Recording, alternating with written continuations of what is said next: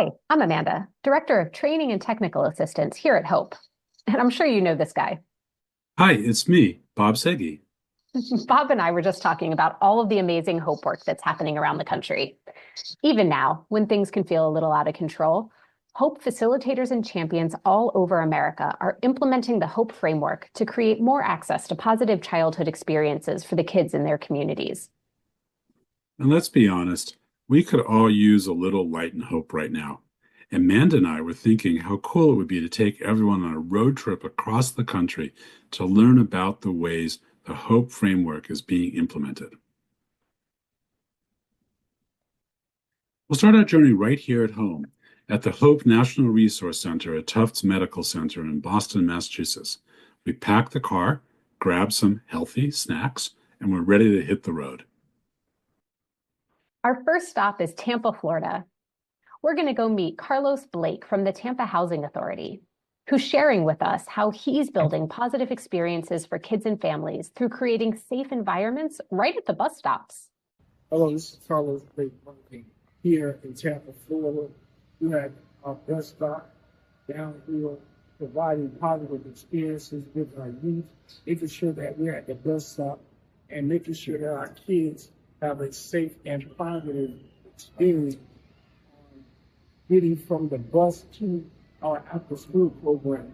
We also oftentimes come down and connect with members of the community, let them know that we're here and involved and present and on a daily basis when the kids arrive from school, get them to the after-school program along this walk path. Oftentimes in the past, sometimes we can be there to redirect certain issues, be a resolution in conflict, and also just provide a positive overall experience with our youth and community members in our community in Tampa, Florida. We look forward to doing things like this and providing positive messages through our Hope program in the future. Thank you. That was so cool. I never thought I'd see the day when we'd have hopeful bus stops. I know, right? I love it. Tampa Housing Authority has 3 Hope champions who are working to promote the 4 building blocks within Tampa public housing. So cool. Okay, where to next? Now we're going to head to Augusta, Georgia to visit Samanthia Valentine. She's doing incredible things to embed the Hope framework into her daily work, supporting families with so much compassion and care. Hey everyone, I'm Samanthia Valentine. I'm a proud mom of 4 and a proud CASA. I'm a newly elected school board official for Richmond County, and I serve as a family parent ambassador and advisor to the new DJJ Office of Reentry Parent Advisory Group. Oh, and in my spare time, I'm also a professor. I know that's a lot of hats, but guess what? I like the boots on the ground work. And I've been implementing Hope in a way that feels, well, real, grounded in relationships. And for myself and my family, it's about bringing positive childhood experiences to the center of every interaction, whether I'm at the school board table, in a classroom, or mentoring a parent navigating tough systems. I'm here. Instead of just talking at families, I'm listening with them. I've hosted walk and talk inclusive virtual meetings, spoke at Hope themed conferences, and I'm currently working on vision board sessions where kids and parents dream together. The response, it's been beautiful. Families feel seen, my colleagues feel re-energized, and kids, they're leading the way, reminding us that connections beats correction every single time. Hope is not just a framework, it's how we build trust. It's how we bridge schools, courts, and communities. It's how we remind folks you matter. Your story matters, and your future is wide open. So, from our little corner of Georgia, we're bringing big hope energy every day in every way. Let's keep spreading that hope, just like confetti. I love that woman. She always puts a smile on my face. She has so much passion and is one of our champions with lived experience. She advocates for parents at the local and state level. I wish we lived closer in real life. I believe it. It's such a breath of fresh air to work alongside hundreds of Hope facilitators, all of whom are amazing people implementing Hope in such different ways. Who do we get to meet next? Next, let's head to Tennessee to meet Meaghan Bates. Meaghan works for Centerstone, a nonprofit organization with offices all over the state, supporting families through mental health and substance use services. Centerstone was actually one of the first organizations at the table excited about Hope over 4 years ago. They've trained over 30 facilitators and champions. Meaghan shares with us how Hope helps her recognize strengths in every family she interacts with and how it's making a real difference in her community. Hi there, I'm Meaghan Bates, a family resource specialist for Centerstone's Healthier Beginnings program. Today I want to share how I bring hope, healthy outcomes from positive experiences to life, both in my work and in my personal life. When I lead parent groups, my goal is to create a space where everyone feels safe, supported, and maybe even has a little fun. That is what life is about, right? We talk about real things, parenting struggles, life stress, all of it. But we also focus on the good stuff, the wins, the growth, and those small moments that remind us that we're doing better than we think. We laugh, we share, we learn from each other. I highlight the strengths each parent brings to the table because let's face it, parenting is hard, and sometimes you need someone to remind you that you're doing an amazing job. I also connect families with helpful resources, tools, and peer support. These things might seem small, but they create powerful, positive experiences that build resilience and shift how we see ourselves and our futures. That's what the Hope Framework is about. And honestly, I use it in my own life too. I make time for the things that fill my cup, like being in nature and surrounding myself with positive people and practicing gratitude. Those little joys help me stay grounded and show up personally and professionally. Hope isn't just a concept. It's something we build, moment by moment, experience by experience. And I'm truly grateful that I get to spread the beautiful message of hope every day. Helping others see their own strength and possibility is one of the best parts of what I do. I have to say, I've been to Tennessee a few times to talk with different groups, and this is one of the top 5 states with the most Hope activity. It really is. Hope is buzzing across Tennessee. Hey, Bob, quick pop quiz. Can you tell me the difference between a facilitator and a champion? It'd be pretty embarrassing if I couldn't, right? Let me see. A facilitator is certified to deliver training on Hope, while a champion is certified to deliver technical assistance to organizations that are implementing Hope, right? Ding, ding, ding. Yes, Yay. you got it. And in addition to support around individual Hope implementation projects, champions can also help agencies become Hope-informed organizations. Now let's head on up to Spring Lake, Michigan. Hilary Marine is there, and she welcomes us with open arms and shares a little bit about how she's utilizing the Hope framework in her work. Hi everyone, I'm Hilary Marine. I am with Pathwaves Partnership, which is an organization of one. It is just me. I'm in Spring Lake, Michigan, which is a small town on the west side of Michigan, right on Lake Michigan.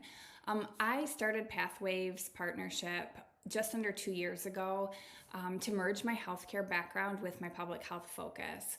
I'm a pediatric nurse practitioner and clinically practice part-time right now, but really continue to see tremendous opportunity in what we provide for children and families and the health of communities and society as a whole, which is really what led me to the Hope framework of how can we view all of this in from a positive standpoint and be able to see the strengths in the people that we serve and the people that we see in our professional lives, but also how do we implement it from a personal perspective and make it enhance our lives from individual levels.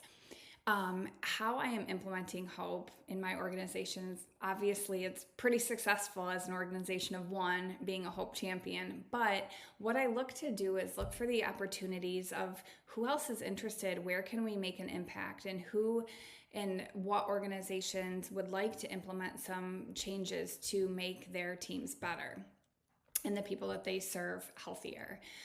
So I partner with community-based organizations, county health departments, area school districts, really anybody who's interested in the health impacts of lived experiences and the HOPE framework and want to learn more about it.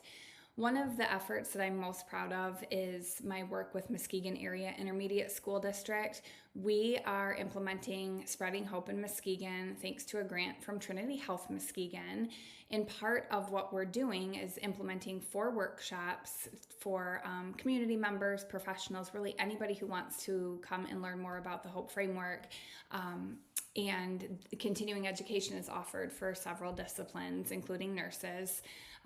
We are also doing HOPE cafes, which are parent cafes with HOPE implemented into them. I do a little bit, and then we do the cafe, but really opening the eyes of the parents who attend those cafes. Be Strong Families is where you can go for more information if you've never heard of parent cafes. And then we're doing HOPE for Healthcare, which will offer CMEs to healthcare providers. That we have not implemented yet, but it is in the works. And then I'll be training 4 new HOPE facilitators as part of this initiative to sustain the efforts and keep HOPE spreading in Muskegon. Aside from that, I also do conferences. I've done some keynotes, I'll do breakout sessions, and then professional development or workshops for anybody who is interested in this framework and wants to collaborate with me, partner with me, I should say. And that is it. Thank you. Hilary has been so busy bringing hope to healthcare providers across Michigan. As a healthcare provider, this really touches me because I know how important it is for us to understand our patients, what makes them tick, as well as what their problems are. And you know what? In addition to Hilary, we have a ton of HOPE facilitators and champions in Michigan. You know, I'd actually say that Michigan is our most well-represented state in our network. Actually, it was the Michigan Early Childhood Investment Corporation, or ECIC, that encouraged us to create the Train the Facilitator program way back in the summer of 2021. So shout out to Holly Wingard for that one. Yay, Holly! Incredible. I can't believe that in less than 4 years, we've certified over 600 facilitators. Let's go check out another state where HOPE is represented, Idaho. The Idaho Children's Trust, under the brilliant leadership of our friend Roger Sherman, has worked hard to bring HOPE facilitators and champions to the entire network of family-serving providers all across the state. Our next stop is Rigby, Idaho, where Ashley Stallings is doing some truly heart-centered work. She's bringing HOPE into her Child Advocacy Center, where they support children and families that need it most. The Upper Valley Child Advocacy Center is one of the first HOPE-informed organizations in the country.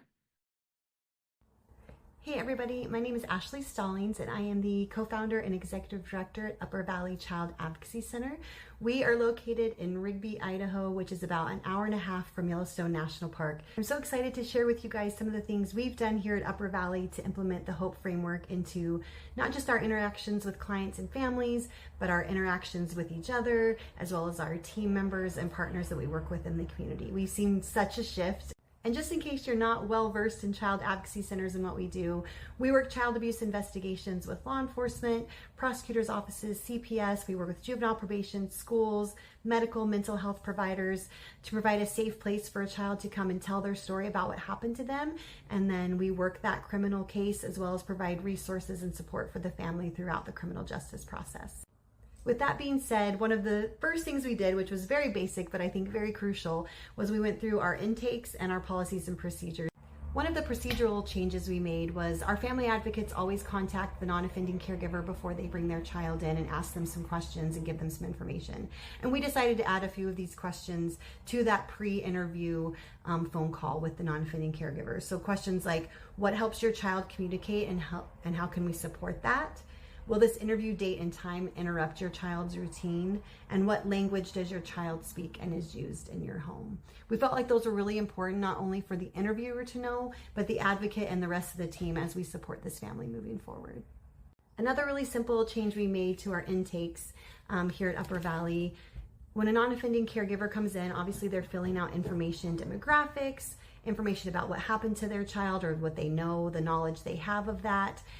And what we decided to do is at the end of the intake, we just added 2 strength-based questions, one about their child's personality and one about strengths they see in their child. And we really felt like that was important to leave that intake on a strength-based focus. Additionally, we revisited our strategic plan as a staff and looked at our goals and made sure each of them had that hope framework kind of weaved through the whole thing. So all of our goals, everything we do here, whether it be our intervention services, our cases, our public awareness, and our prevention, all has that piece of hope. Lastly, but definitely not least, I don't know about you guys, but if I don't have something right in front of me, a visual, a checklist, a note, it goes right out of my brain. So we took some grant money and decided to fill our office with hope themed artwork, hope themed messages, and so let's go take a look. So here are a few of the things that we bought. You're stronger than you think, life is tough, but so are you. We loved this one. I'm not what happened to me, I am what I choose to become. We also decided to, as we walk in the door to work with clients, this is the room we work with them in, have some reminders for our staff, for our team members that we work with, and work with these families on how we want to be focused. So we want to be focused on working as a team, that we've got this, and that kindness changes everything. And as cheesy as it sounds, and I know it does, it's really true. Having messages like that on the wall, having drinks and snacks strategically placed throughout the office, not just for clients, but for our community partners like law enforcement and CPS who come to our office, with us having the hope framework in the forefront of our minds as we're in meetings discussing these cases and reviewing these cases, we've seen such a shift in not just how we interact as colleagues, as community partners, but especially how we all interact with these child victims and their families. And that's the most important thing. And so we're forever grateful for the hope framework and becoming a hope-informed organization, and hope that it will leave a foundation and legacy here at Upper Valley for years to come. Wow. Imagine the impact we could have if all of the child advocacy centers all across the country were hope-informed. Truly, that would be incredible. And Ashley worked hard to get that designation for her organization too. She worked with her team to complete the organizational certification process. She reviewed the forms they use, their physical environment, how they support their staff, how they conduct intakes and assessments, and even how they onboard new employees. It's so cool to support organizations through this process and watch the engagement from the entire team. The Hope Framework really seems to be something that gets staff excited. Speaking of excited, now let's go to Spokane, Washington. So you know who we'll get to hear from, right? Yes, Jen Hansen and Rumyana Kudeva.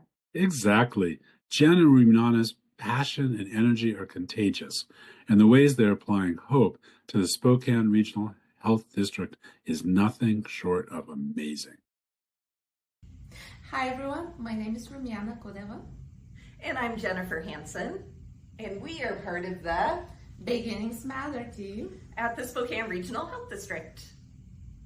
How we implement HOPE is by providing free training and technical assistance internally at different teams and divisions in the Spokane Regional Health District, and also externally. We are really excited to be kicking off our very first HOPE cohort, where we'll be having 20 community members from a variety of different organizations trained as HOPE facilitators. And then Rumyana and I will be leading the community of practice to help people go a little bit deeper with the implementation of HOPE into their various sectors. Another example internally how we implemented HOPE is by informing a survey we created with the positive childhood experiences in mind. And we collected some local data from Spokane families who are parents and caregivers of young kids 0 to 5. We call the survey Social Life of Parents. So we really looked at different positive experiences they had access to, how are they connected in the community, how do they access support for caregiving, and the data was presented to community members, community leaders who work with families with young children, and that really started our idea about having a learning series that highlights the work we do to strengthen social connections. Yeah, utilizing the Hope lens. So we have four installments a year, each one focused on a specific age group. So this age group, we are just wrapping up parents and caregivers of children 0 to 5. And we have been framing the conversation around each of the building blocks of hope so that people can understand how to integrate the hope framework on every and on multiple levels and in multiple situations to increase social connections. Another opportunity we have to utilize the framework is to inform the work we do with our local perinatal collaborative. It includes members of like various sectors, just similarly to what Jen said. We have healthcare, mental health, social service representatives, and we utilize the building blocks to really focus on how do we strengthen access to all the services so families have what they need to thrive. Yes, and we also influence different coalitions, different community coalitions, to integrate the Hope framework into their strategic plans and the work that they're doing. Any opportunity that we see where hope can be integrated, and we can talk about the importance of promoting positive childhood experiences, we take it. Did you know that Jen just launched 2 groups of Train the Facilitator for Spokane community partners? She's working on supporting some of the smaller organizations there and eventually becoming hope-informed organizations so they can create a village of providers promoting access to positive childhood experiences and all speaking the same language. So inspiring. What a cute video. And I love that duo. Okay, where to next? Now let's head off to Ukiah, California to visit Jade Aldrich. Jade and her team at First 5 Mendocino are really embedding hope into their practice, making sure staff and families feel supported and empowered every step of the way. I love that team. I've actually been out to Ukiah twice now to connect with their network. They're doing amazing hope work all across the county. Let's hear about some of that from Jade. Good afternoon. My name is Jade Aldrich, and I am a hope champion and a hope facilitator who works for First 5 Mendocino out here on the west coast of California. And we're in a very rural northern area of California. I personally work on the coastline, so Fort Bragg and Mendocino, California, all the way down to Point Arena are my focus areas. I also work in Ukiah, California, which is the hub, and all of the different existing areas out here. We are very spread out, very rural, so it is a privilege and an honor to facilitate hope. And one of the favorite ways that we acknowledge hope is first and foremost in our own organization. We really work to cultivate a climate and an ambiance of hope on our team of staff because we believe in walking the talk. So that's one way that we do offer a hope-based lens from home. Then we like to go in and work with our teams of staff. And right now I'm really excited to be spreading the seed of hope in our schools. And we have several schools that have had an introduction to hope. One of my favorite things is also to work with the staff. So starting with staff so they have that internal look first at what is hope, what are some of the incredible benefits of having a hope training and a hope perspective. And feedback that I got from a couple of different directors of school sites recently after training were the simple fact that we have an ability to shift from the type 1 thinking into the type 2 thinking that takes a little bit more practice, a little bit more thought, and ability to mitigate maybe our own internal biases so that we can see what's strong with people. We can see people are doing well. So that's really been exciting. And then we also partner with other different agencies that offer more community-wide trainings. We've even done a California training that offered a statewide invitation to folks to come and to learn about hope. And additional feedback has been just simple, straightforward understanding of ACEs and of how positive childhood experiences actually mitigate the detriment of ACEs, and how exciting it is for families to be able to have an ability, a way to control the outcomes of their own children's well-being later in life. And so offering them ways that they can connect and grow through the 4 building blocks has been some feedback that we've received that people are really excited about, really looking forward to that new science and expanding the ability to take our own healing into our own hands. So out here on the West Coast of California, we are so grateful and thankful to be able to spread the word of hope and get more families and teams of staff, children, parents, caregivers, and everyone on board with the hope perspective. Looking forward to more. All right. Next on the list is Hope champion LaTysa Paddock in Walnut Creek, California. Aw, Walnut Creek. Fun bit of trivia about my family. My kids were both actually born in Walnut Creek. I didn't know that. The Bay Area is special to me too. I was born in San Jose and my only grandchild lives there. I love a good excuse to go to the Bay Area. Let's go see what Natasha's up to. Hi, I'm LaTysa Paddock, and I am the Chief Executive Officer for Cope Family Support Center, a nonprofit organization serving children, youth, and families in Northern California's Bay Area. Our mission is to strengthen family relationships through counseling options and parent education programs. At Cope, we believe that positive childhood experiences are just as critical to long-term mental wellness as preventing adverse ones. This is why we are thrilled to be on our journey of implementing hope.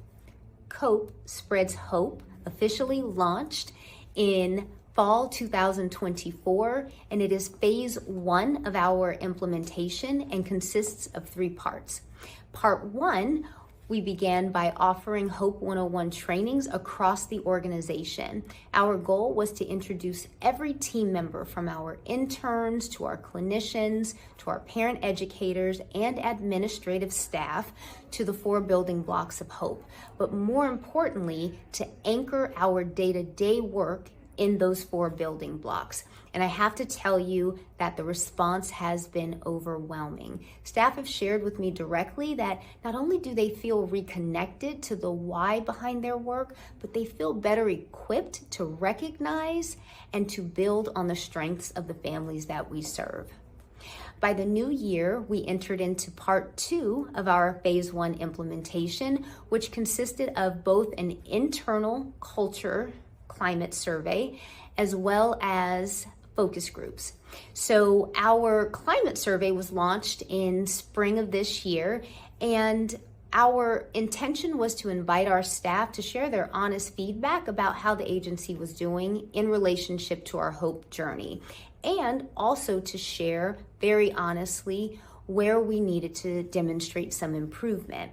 This was followed up by a series of focus groups that gave us an opportunity to dive more deeply into our culture. And what we hope to glean from this is how our culture supports and unintentionally hinders the positive experiences of the families that we work with.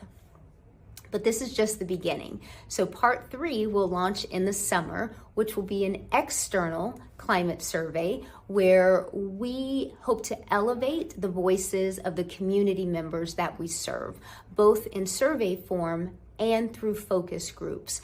And from all 3 parts of phase 1, we hope to build the foundation of information and analysis about where we need to move collectively in phase 2. So this has been COPE's phase 1 implementation of hope. And one last thing that I'll just share with you of why this particular framework is so significant at our agency. We strive not to just respond to challenges, but really to be an organization that creates safe spaces and positive outcomes for families. And in order to do that, we have to be an organization that helps individuals and families thrive. And this is where hope comes into picture for us. It's not just a theoretical concept, but truly a powerful tool that we intend to embed across our programs, our services, and our partnerships. So COPE spreads hope will continue. Thank you. As the executive director, Natasha is uniquely situated to create a truly hopeful organization. I love it. Well, we're winding down our trip now, on to the last stop of our journey. To see my grandson? Sadly, no. We'll have to make a separate trip for that. We're actually going to bypass his town entirely and head down to San Diego. Oh, of course. San Diego is on track to become the first hope-inspired county. Amy Zeitz's vision to implement hope at the YMCA and through community partners has really blossomed. We have so many amazing San Diego partners now, including Rady Children's Hospital, UCSD, San Diego State University, the Department of Child and Family Wellbeing, the American Academy of Pediatrics, and so many others.